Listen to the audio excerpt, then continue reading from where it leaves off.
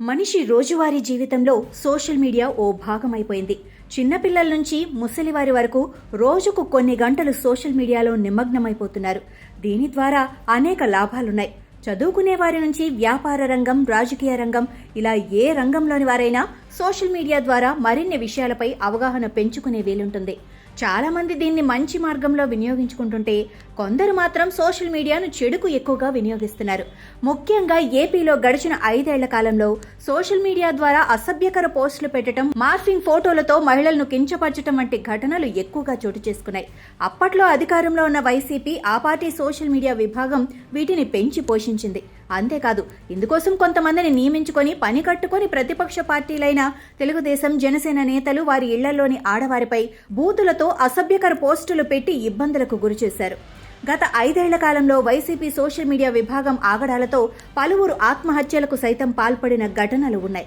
ముఖ్యంగా చంద్రబాబు, పవన్ కళ్యాణ్ కుటుంబాల్లోని ఆడవారిపై అసభ్యకర పదజాలంతో పోస్టులు పెట్టారు. వైఎస్ కుటుంబాన్ని కూడా వదల్లేదు. వైఎస్ విజయమ్మ, వైఎస్ షర్మిలపైన, వారి కుటుంబ సభ్యులపైన వైసీపీ హయాంలో సోషల్ మీడియాలో అసభ్యకర పోస్టులు పెట్టారు.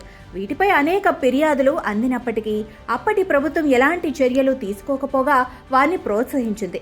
అసభ్యకర పోస్టులపై ప్రతిపక్షంలో ఉన్న సమయంలో చంద్రబాబు, పవన్ కళ్యాణ్ సహా షర్మిల సైతం తీవ్ర ఆగ్రహం వ్యక్తం చేశారు. అయితే కూటమి ప్రభుత్వం అధికారంలోకి వచ్చిన తర్వాత సోషల్ మీడియాలో అసభ్యకర పోస్టులు పెట్టేవారిపై కొరడా జులిపించింది. ఈ క్రమంలో కొందరు అరెస్ట్ అయ్యారు. తాజాగా రాష్ట్రంలోని పలు ప్రాంతాల్లోని ప్రధాన కూడళ్లలో చెడు వినొద్దు, చెడు చూడొద్దు, చెడు మాట్లాడవద్దు అనే గాంధీజీ సూక్తి కాన్సెప్ట్తో సోషల్ మీడియాపై ప్రభుత్వం క్యాంపెయిన్ చేపట్టింది. కూటమి ప్రభుత్వం అధికారంలోకి వచ్చిన తర్వాత ప్రధానంగా సోషల్ మీడియాలో అసభ్యకర పోస్టులు పెట్టే వారికి చెక్ పెట్టేలా చర్యలు ప్రారంభించింది. సోషల్ మీడియా వేదికగా దూషించే, రెచ్చగొట్టే పోస్టులను షేర్ చేసే వారిపై కఠినంగా వ్యవహరించాలని AP CM Chandrababu Naidu police శాఖకు స్పష్టమైన ఆదేశాలు జారీ చేశారు. తాజాగా ప్రత్యేకమైన ఊహించని ప్రచారంతో ప్రభుత్వం ముందుకొచ్చింది. అమరావతి, గుంటూరు, విజయవాడతో సహా ఏపీ రాజధాని ప్రాంతంలోని కొన్ని ప్రాంతాల్లో ప్రభుత్వం ఆసక్తికరమైన బ్యానర్లు, ఫ్లెక్సీలను ఏర్పాటు చేసింది. 4 మంకీస్ బొమ్మలతో చెడు పోస్టులు వద్దంటూ ఆసక్తికరంగా హోర్డింగ్లు పెట్టారు. బహిరంగ ప్రదేశాల్లో ఏర్పాటు చేసిన హోర్డింగ్లు సామాన్య ప్రజల దృష్టిని ఆకర్షిస్తున్నాయి.